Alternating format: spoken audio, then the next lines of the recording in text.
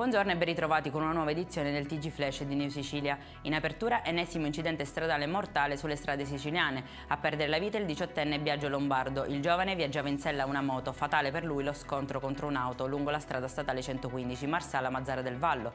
Scene strazianti sul luogo del sinistro con i familiari giunti sul posto.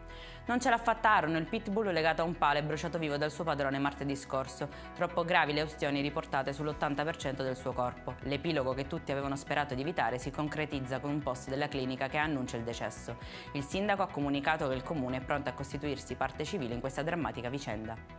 Condannato per estorsione ai danni di un imprenditore edile, un ex consigliere comunale di Castelvetrano, in provincia di Trapani, il 46enne, arrestato in un'operazione congiunta di polizia e carabinieri, è indagato per la sua vicinanza alle famiglie mafiose di Castellammare del Golfo. Sarebbe stato infatti incaricato di riscuotere le somme richieste a titolo estorsivo.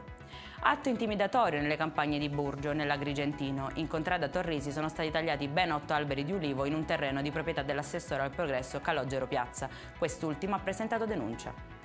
Chiudiamo con un record. La signora Francesca Fioriglio è la donna più anziana della Sicilia. Nata a Sciacca l'11 gennaio del 1912, ha appena spento 112 candeline. I familiari riferiscono che il segreto della longevità della nonnina è stato quello di avere vissuto una vita sana, tranquilla e senza eccessi. Si tratta senz'altro dell'ultima testimone del Novecento. Per questa edizione è tutto, prossimo appuntamento alle 19:30. Buona giornata.